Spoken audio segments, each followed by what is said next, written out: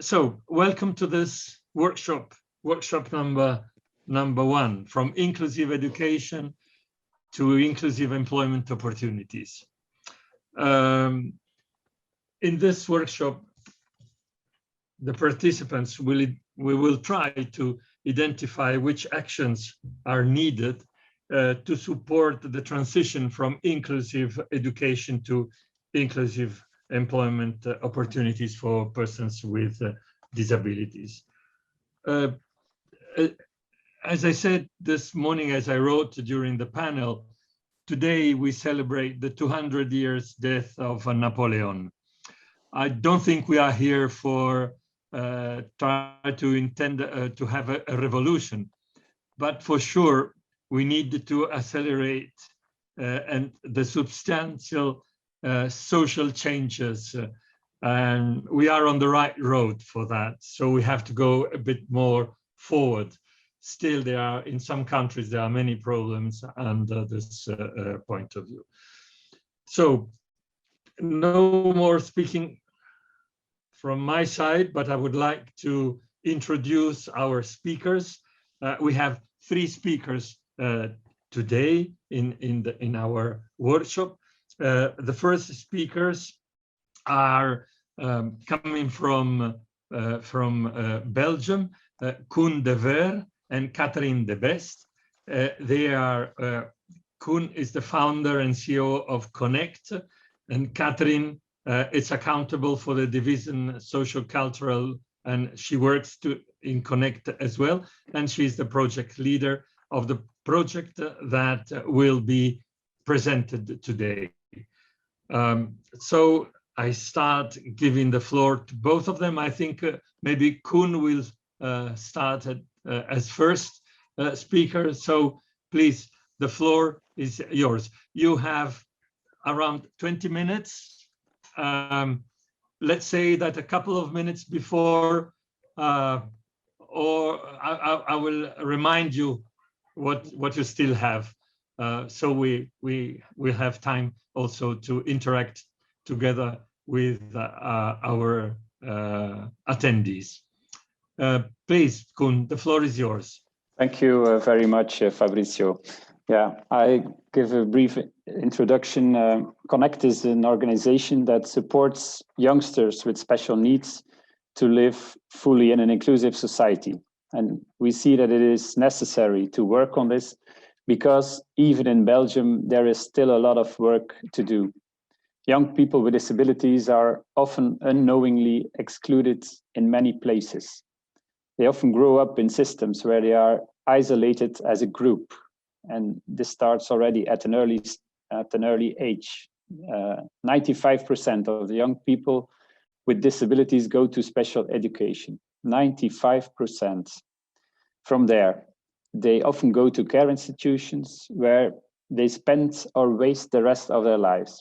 The facilities for young people with a disability are still mainly focused on the disability and the care around it. And therefore, young people are kept small and do not get the opportunity to develop their full potential. At the age of 12, it is decided for them whether they will be able to do a job or not later on. If they get the label not able to do a job, they are prepared for a life in a protected context during their whole school career. Read, you will live in an institution for the rest of your life. Young people with a disability do not want to be looked after. They want to take a visible and meaningful role in society. And we see young people at the age of 18 coming to Connect with hanging shoulders, thinking of themselves that they can't do anything, that they have no meaning in life. They have very low self-image and lack self-confidence. At Connect, we focus on people's strengths and talents and look for contexts where they can use that talent to the full. After a few months joining the weekly training at Connect, the parents come to thank us because they have just got a different son or daughter. A son who looks forward to the future with enthusiasm, who knows what he is good at and what he's not so good at. a son who takes on a meaningful and visible role in society. We are glad that we get this message from parents, but on the other hand, it makes us really, really sad. How is it possible that we realize this change in a few weeks while the youngsters have been going to school for 20 years, 5 days a week? We cannot continue to patch things up afterwards with Connect. And that is why we are going to tackle the problem at the source. We want to achieve systemic change in education and in the labor market, so that young people also get the chance to shine in their lives. The nice thing is that these young people also become change makers and realize the change together with Connect. This is also the case with Yasmin, who is happy to tell you all about it herself. Yasmin is a dedicated board member at Connect and is also a change maker. So we present you the video of Yasmin now.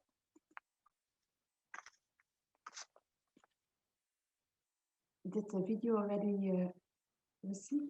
Yep. You receive it? Okay. Receive. I will screen to you.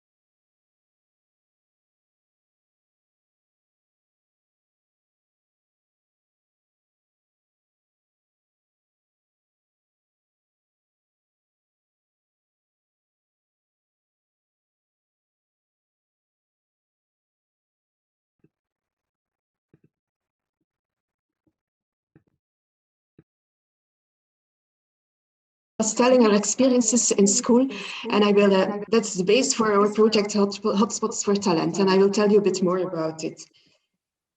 First, I have a question for you, for all of you. What's the goal of education according to you? What do you think is the main goal? You can put it in the chat. What's it for you personal, for society, for your children, maybe? What do you find is the main goal of education and school? Quality of life. Prepare children to the adult life, yes. To learn to believe in themselves. All very important things. Tools to live a life for, to make their life in full potential. Okay. Nice to read all these things. It's quite similar with our goal that we put in this project. Thank you. The goals we see in this project are two main goals. Students have to learn who they are, to look who they are in talents, in their strengths and in their weakness. And they need some tools to explore themselves and to go in the real world and to put their strengths into action.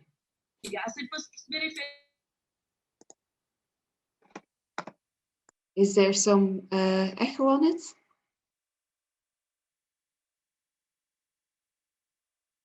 Can I continue? Yes. Okay. Okay. So the first is to know themselves. Why do we find it so important? In the programs we have in Connect, Koen told already, we met a lot of students who don't know who they are, and especially they don't know where they are good in, what they're good at, what their talents are. And it's so important to know that, to know what you can do and what you can let grow in for your future. It's a big one that we want to bring in. How do we give students the chance to explore these strengths? By experiencing a lot of different skills, environments, and look what's matching with their talents, and to discover which talent they are activating in which context and how they can use it more in more different contexts. And to, it's important that they can do that after the course of later on more and more, and that therefore they need some tools that we see as the 21st century skills, creativity,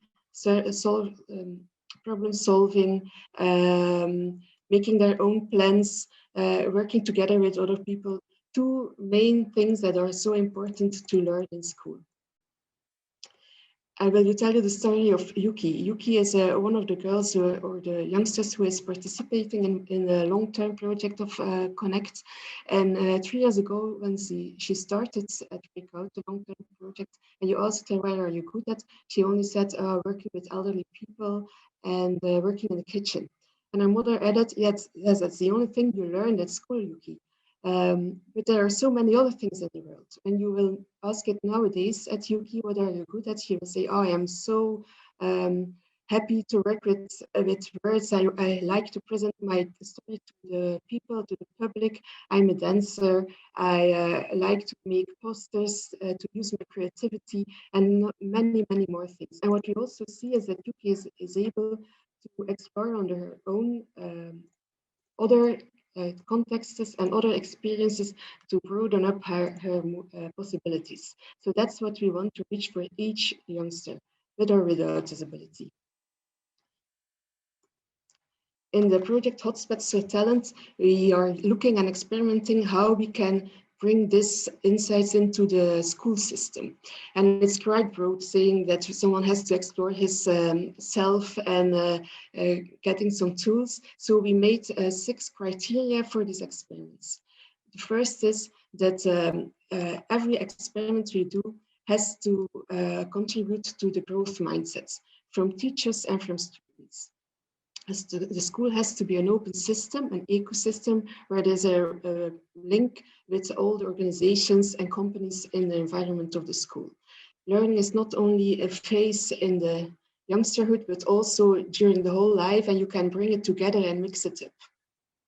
Learning is also tailor-made. Every student is unique, and it's important to make a personal learning journey for each student. And the school principal is very crucial in the school. That's a networker. He has to make a lot of partnerships with other partners, with companies, so the students have a lot of opportunities to explore their talents and their strengths in different contexts.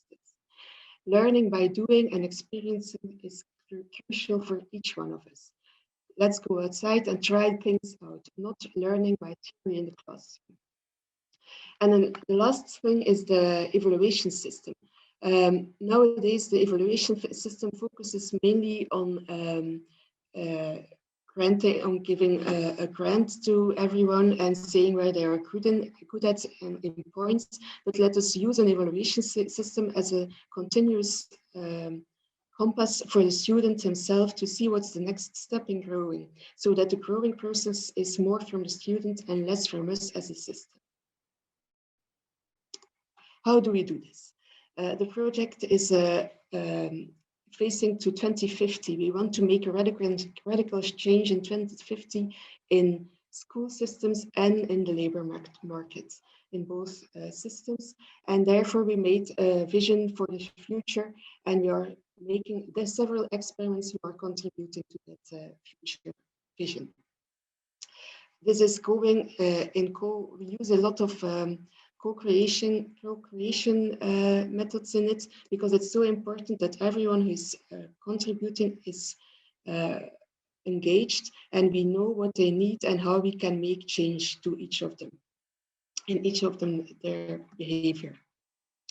And so we are continuously listening, creating, trying, succeeding or failing, and failing also, and learning from it and doing it again. So we make experiment after experiment and learn more and more together with students, with teachers, with principals, with companies. Everyone is involved. Now I want to delve into one of the sub-projects in Hotspots for Talents to tell a bit more about the details. We are working with 3 schools. One of these is Steiner School in Brugge. Due to the coronavirus, they had to cancel all their internships for the students. They decided to ask our help to create something totally new. And within the criteria of the project, we decided to create a mini enterprise. They had to learn how you can work in a company. So we made a mini enterprise together. And how did we do that? The focus of the experiment was to give the students and the teachers insights in their own talents. We organized a day with coachings about talents and creating a personal profile for every student and teacher. After that session, we started to think about how we could use these talents in a mini enterprise, which roles and tasks laid ahead and office, and which talents would work well together in a team. This is what we call job and team crafting. We set up also a partnership between the school and Vlaio, an organization that coached them in the management and creation of an enterprise from a business perspective. In this week, the teachers were no longer the experts in the subject matter, but they were already the coaches of the students in the learning process, and they had to take part in it. They felt themselves very vulnerable, they said after the project, but they learned a lot about their students. What do we recommend from out of the project is to choose for strength-oriented focus. We have to change the way we look at children and young people in general. We have to start looking at the talents of the strengths and the strengths of the people. Rather than you have an autism or you can't walk, how can we gonna fix it? No, try to work with the things they are good at, what's already there. Not only in education, but also in employment, we noticed that people find it very easy to say what they can't do, but struggle to explain what they are good at. This principle is even more clear for people with disability. Stop saying what they can't work and start looking at the things that they are actually good at. Create tools that build a bridge. If you work, for example, with a talent profile in your education system, it is important that employers don't only look at the formal degrees, but also at that profile. Therefore, it's important to co-create if you design tools for education with employers, with companies, so they can also contribute their ideas. And at last, policy. Today, it isn't possible in Belgium to work for 1 or 2 days and get an allowance. You have 2 minutes, please. Okay, I'm almost there. To get an allowance, it's either a job or an allowance. You can't mix it up. You can't combine both of it. As a consequence, a lot of people with a disability work either for free, volunteer work, or don't work at all.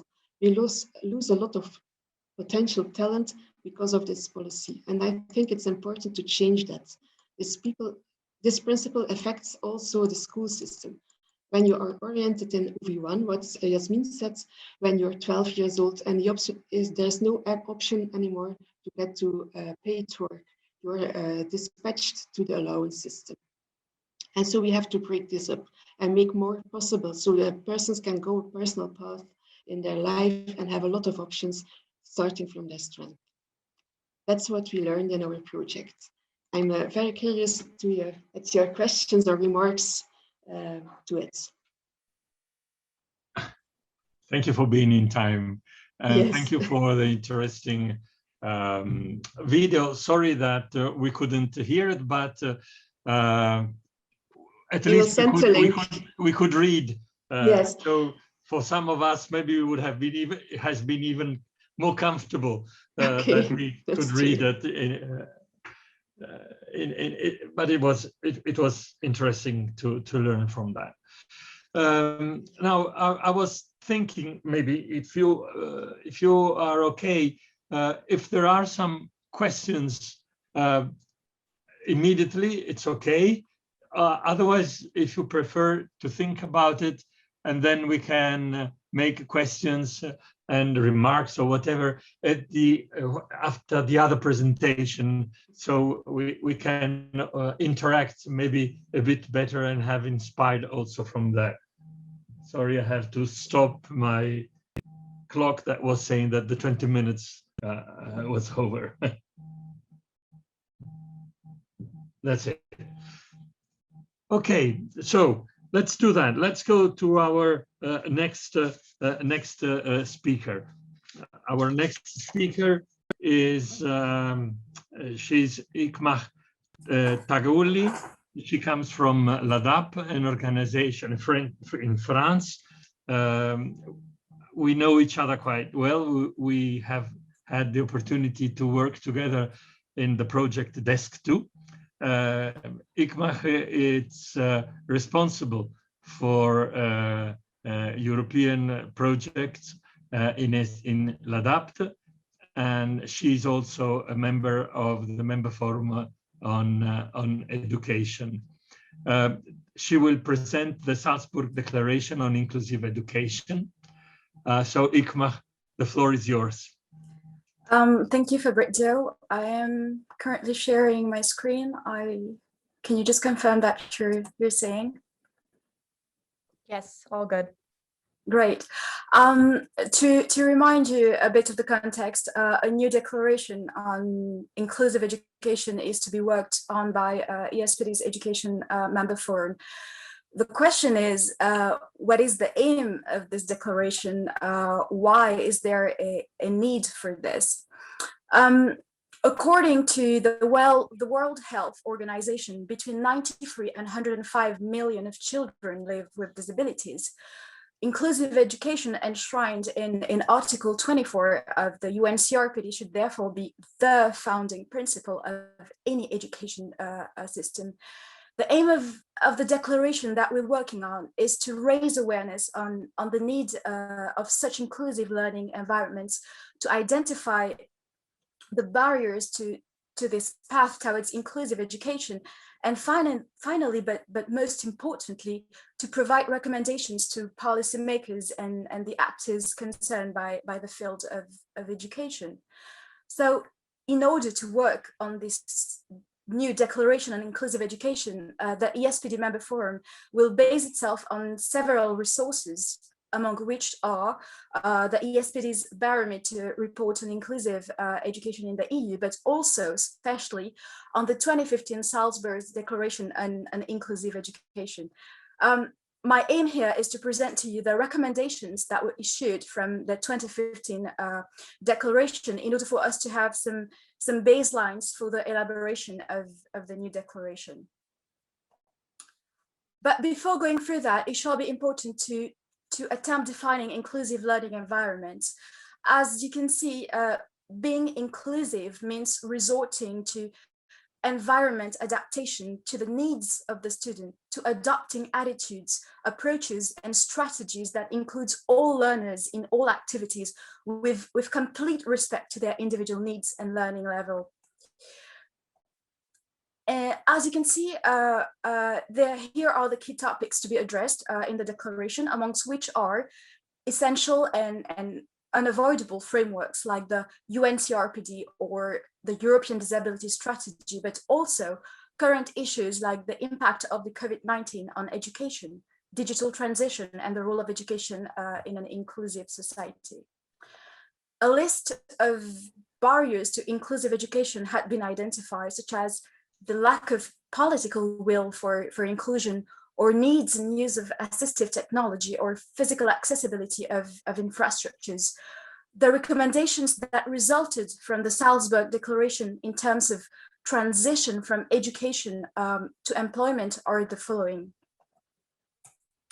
For EASPD, promote a stronger collaboration between the member fora for support points of transition, collaborate with networks of other vulnerable groups to present a stronger common position, contribute to a European policy position on inclusive learning consistent with the obligations of the UNCRPD, of course, provide information, models of good practices, and support to member organizations, promote positive attitude towards inclusion, diversity, partnership, and network opportunities.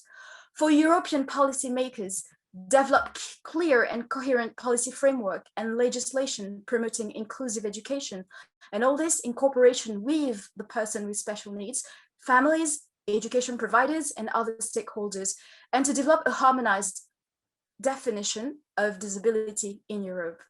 For national and regional policymakers, support the transition of students with special educational needs towards the labor markets, support the post-secondary sector such as universities as inclusive places to live and learn.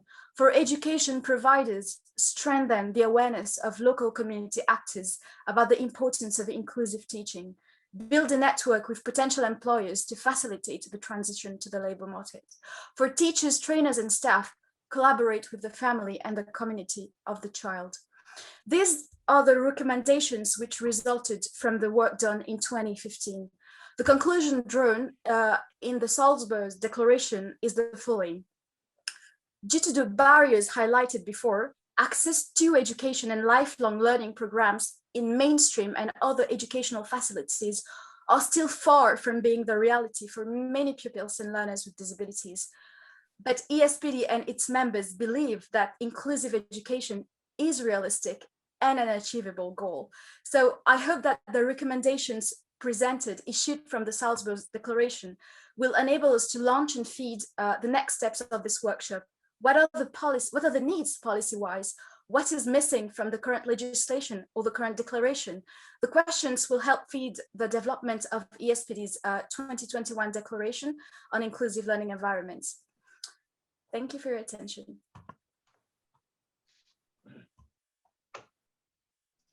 Thank you very much, Eva. Well, quite inspiring. I think that there are still some points that should be discussed under the, for instance, in when we list also the barriers. I think there is still something that is missing that should be done, even though things changed a bit in these last years. I would like to remember that I think it's about 10 years ago, with SPD, we had a project, the name of the project was BITSE, and that it was exactly to find out the barriers that inhibits the transition from school to employment. And we listed, with the colleagues, with the other partners, we listed a long number of categories and the domains we try to find out. And of course, it depends on the countries. This is something quite clear. And some countries are a little bit more further, more social, welcoming, comparing to other countries. We heard before also during the panel of this morning that funds are still used to keep alive institutions, and this happens also for the psychiatric hospitals. Again, in some countries, in my country, as maybe you already know, we do not have in Italy anymore special schools, but we have mainstreaming. And one problem that I would like to hear from you, for instance, if we want to start talking together and interacting, we still have a problem with the teachers, what we call them supporting teachers.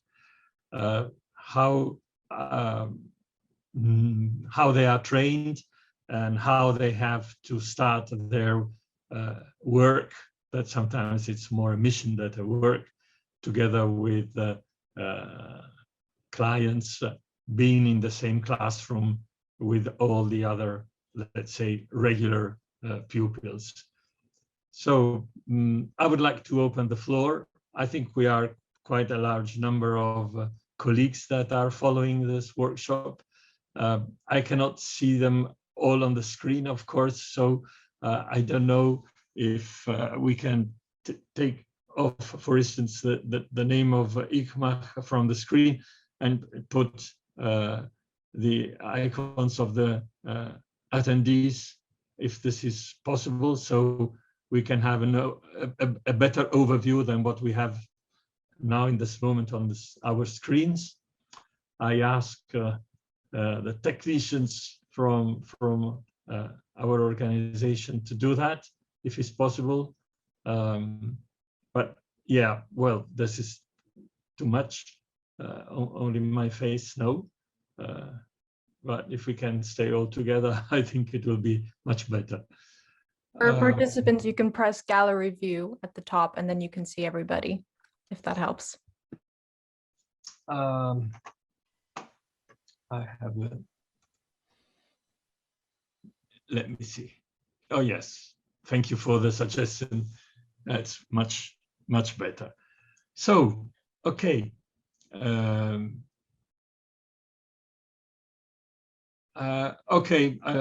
Okay, Madeleine, thank you and welcome. It's a pleasure to, unfortunately, I cannot see you, but I'm happy you are joining us. And of course, I invite you to participate to the questions and answers. So if somebody would like to start with some questions, I think that our speakers will be very pleased and happy to reply. Who's going to start? Don't be shy.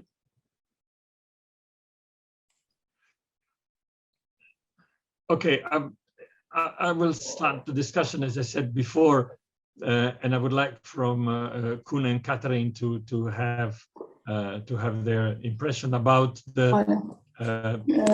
Bateu aqui senhor à janela. Sorry. Para saber se podia deixar aqui tapete. Okay. About the teacher I was speaking before. In Italy, we call them supporting teacher. They take care of the pupil with the special needs, but they are in the same classroom all together. The main problem is that these teachers are thought a bit like second line teachers because they are not the main teacher of the whole classroom. About the training, not always it's very well done because maybe they need a bit more education, depending also which kind of pupil they will stay with. So do you have the same experience in Belgium, and what's your point of view? And I would like to hear also from other experience, because if we speak of inclusive education, it's automatic that we have to think also to teachers, because we have to welcome these pupils in a classroom, not just put them sitting on a desk and forget them there for the whole time of the school. Please, Katarina and Koen. Okay. I recapitulate your question, Fabrizio. So how do we do it in Belgium, and what's our opinion on it to the supporting teachers? Yes. How does it work in Belgium if you have these supporting teachers? Yeah. If yes, how they are trained, and how does that work in school? Yes. Or if you only have special schools, I mean. Yes, we have special schools, and we have supporting teachers in the regular schools. And we have the both of the systems. What do I experience over there is that also the supporting teachers in Belgium are well educated and are really teachers, the same kind of teachers of the other teacher, the class teacher, but they are partially in classroom for a few hours and have to focus on specific tasks for the pupil with the disability in the class over there. And what I think that lacks over there, that it's still gap bridging, making that the student can reach some goals just like other students or personal goals, and it's not focusing on making them stronger in participating in social way to be part of the group, and looking how the pupil with a disability can contribute to the other students, bring in something from his own. That's a bit lacking in our system. Okay. I'm convinced when you look otherwise and you make mixed groups where everybody is working together and you don't have a formal goal for everyone, that it would be more easy and more chances for everyone to learn and to learn from each other. But there is still another way we can look to the system. It's too formal at this moment. I see. Good. I can read from Malta.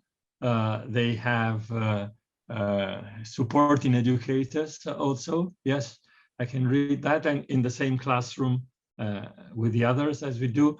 Marlene also, it's underlining the system in Belgium, in the Flemish part. But apart from reading, if somebody would like to intervene also speaking together with us, I would be very pleased. Katarina, yes, I can see that you said yes with your head. So please. Thank you, Fabrizio. I'd like to ask maybe more about legislative in Belgium, because the young woman from video, Yasmin, she was talking about that she changed from school type 2 to school type 1. I want to ask you about the system in your country, because if I understand it right, here in Slovakia, if children start to go to school in special education, she can't switch, never. Maybe you have some different system.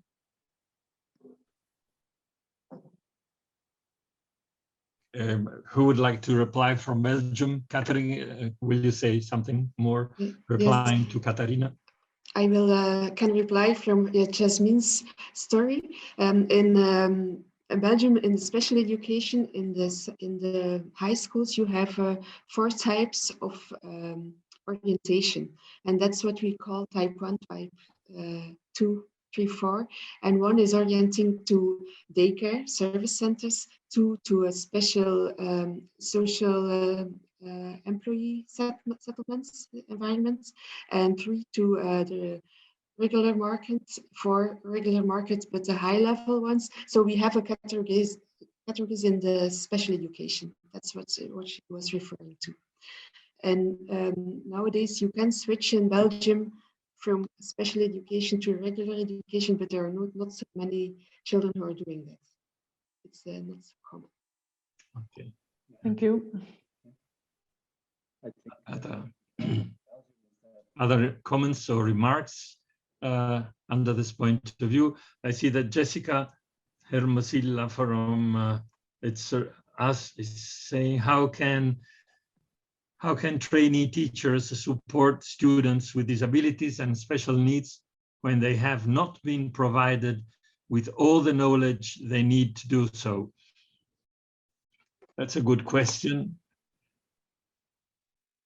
Somebody will like to reply, depending on the experience we have, again, in our countries.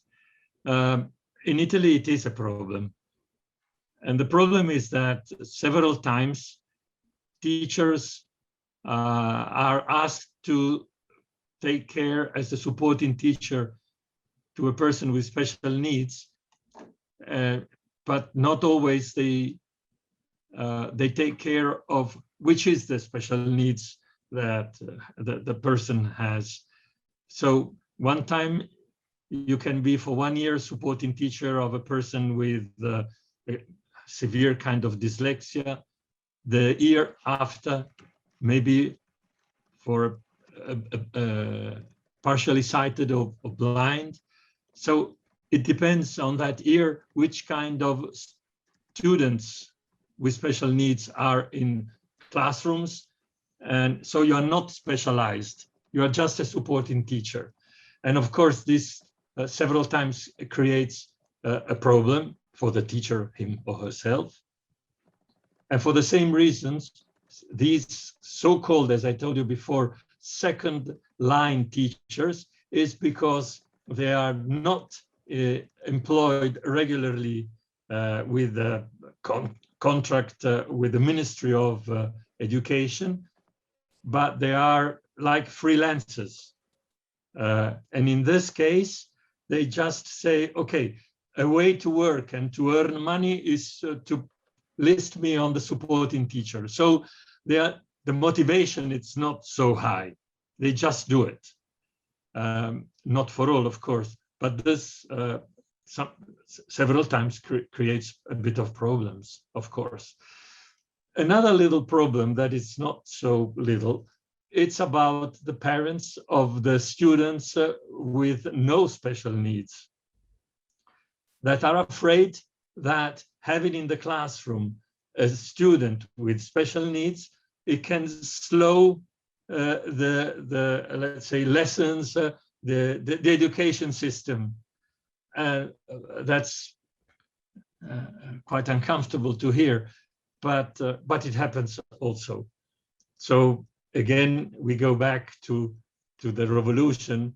It's a social revolution that should be understood by everybody, not only for those with special needs.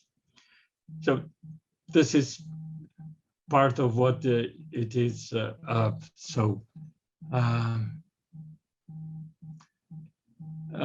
Instead of also writing, if somebody would like to come in and unmute him or herself, it can be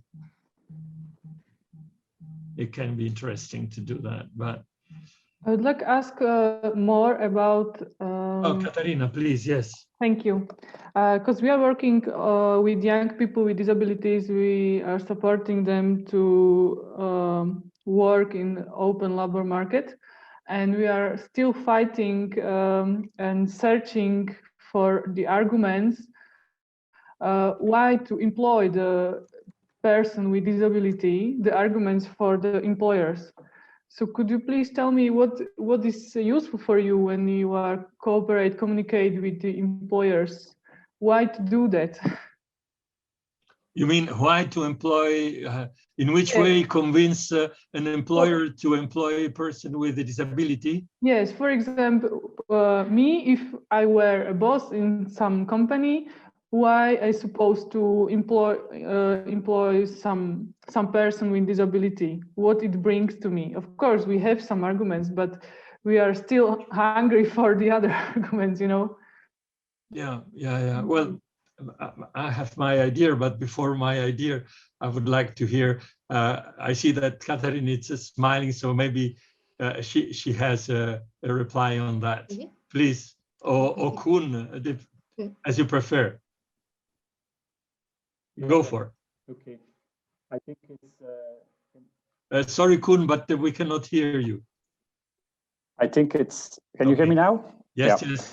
I think it's important to take the point of the company here and see what is important for them. So it is true that that the people we employ in the regular companies, that they not always add a great economical advantage to the company. But we are sure there are other things that can be interesting for the company. So it's it can be a way of motivating their staff about the fact that the company has also some social perspectives and is not only focused on big revenues and the money and the big money. It can also be interesting because clients see that the company has some social responsibility and also takes that into account. And yeah, we also see that it brings often some more fun in the company, and that a lot of jobs that are taken away before, like serving with coffee at the desk, for instance, are things that some people really like to do, and it's an extra service that you can offer. So these are a few things that we get back from the companies themselves, that they find it interesting to do. Mostly we start with an internship for a few weeks, like 1 day a week or 2 days a week, and after that they can experience the surplus of this co-worker in the company. And what we see is that 80% of the companies still work with this intern, but as an employee then 1 year, excuse me, 1 year later. Right. Well, what I think it's that usually what we should do when we would like to hire a person with disability is not to see the disability, but to see the ability they have, and in which way, as Kun said, in which way it can he or she will work together with us, will be part of the system of my firm or my office or whatever it can be, because of course, and this is something that we experienced with some colleagues and some partners of the projects, both Desk 1 and Desk 2. It was Erasmus Plus project.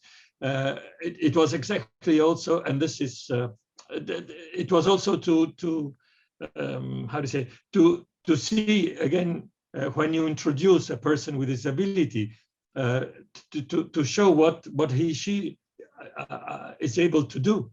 Because if I just look under the disability point of view, I will never make a step forward. I go just backward thinking, oh, poor guy. And this was a bit the assistantialism we had in my country years ago. no work, no nothing, but just say, oh, poor guy, he's disabled. At that time, the word was he's handicapped. So she do not have any future. And of course, this it's something that if we want to make a little revolution, it's not this the way we have to look at.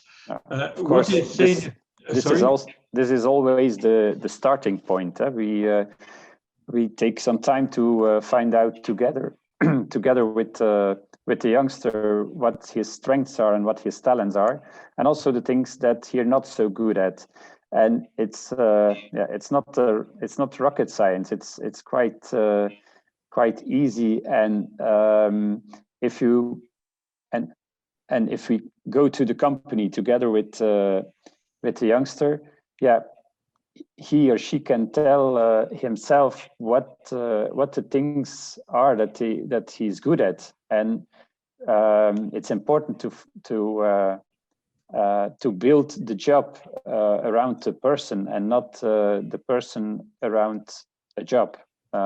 So if you can do what you're good at, then you succeed in doing that. And if you are successful, you become more self-confident, and then it only can go better and better. And that's how it works, and how these youngsters succeed in doing a job or a part of a job. Sure. Another point is that, and of course we have to take care that the law takes care also of the employer point of view. In Italy, we have some benefits. I think in other countries it's almost the same. There is a law for persons with special needs to find a job, and in this law there are a couple of articles dedicated to the employers. They have reduced taxes if they hire a person with a disability, let's say. And when I speak about taxes, it's not only the taxes for the person, him or herself, but also for the environment, for the accessibility. In Italy, any kind of work you do, it has a fixed tax of 20%. If you do something like accessibility or whatever, taxes are reduced from 20% to 4%. So this can be a kind of benefit, let's say. Another thing that usually should be done, and this has a little trick, is that if you do not, you are obliged to hire a percentage, in the percentage of the persons of your employees, also persons with disabilities. The bad side of this medal is that the person, the employer, if he does not employ a person with disability, there is a penalty. But the penalty is not so high to stop to not employ a person with disability. So I think that this should be changed a bit, because of course, if for me it's more convenient to pay the penalty instead of having an employee with the whole taxes, compulsory taxes that you have to pay, nobody will do that, and you will go on paying the penalties. So I think that this should be also, so again, at least in my country, I don't know if in other country, usually the penalty should be more or less the same price of hiring a person with disability. So it stops a bit this bad way of doing. Let me see. Jessica is very active, but can be high, but not received. No. Let's say once we, yes, that's another kind of problem. if you hire a person with disability, the person with disability that had his invalidity pension may lose it. And this frightened a lot also the, let's say, the family, the parents, or whatever, because the invalidity pension is already something sure that is there that gives a bit of autonomy. If you take that off for a salary and maybe tomorrow you lose the job and then you have to go back to the pension, it's what we call the benefit trap. That is in use since many years from now. Yeah, it's okay. Now we are more or less arrived at the end of our workshop. As we said at the beginning, we should have a recommendation, or at least picked up 3 main points. I don't know if Fabrizio have been able to put them down, 3 of all, and we want to share them before leaving with the other colleagues. Fabrizio, what have you done? So yes, Fabrizio, thank you very much. I have some points which I think are key, but I mean, feel free, you and everyone else, to come in if you think that something is missing. So achieving systemic change at school and in work environment for persons with disability, and the schools and academic institutions have to be open systems where students have opportunities to discover and put in practice their talents and their ambition. And finally, the Salzburg Declaration on Inclusive Education, with the need of inclusive learning environment, and the key points for the following years: tackling digital barriers and improving lifelong learning tools. Okay, I think that's well done. I would like to add a 4th. Maybe it's never too much, and I will focus something also on the teachers, because without the teachers, we are missing a point in education, of course.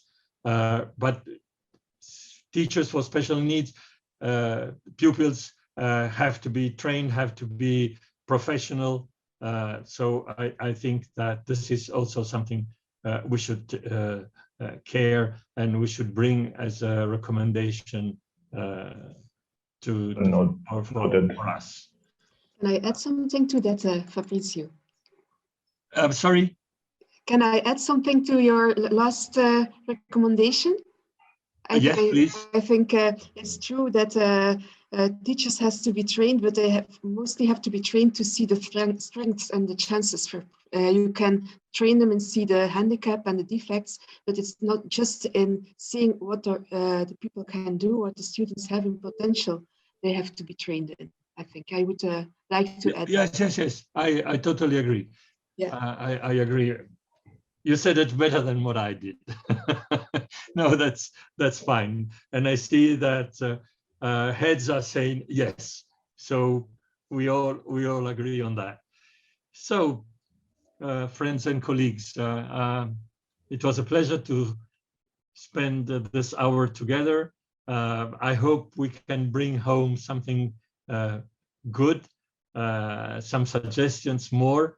And now I give back the floor again to Fabrizio for the conclusion. I know that there is a video, whatever, but again, Fabrizio will say something about it.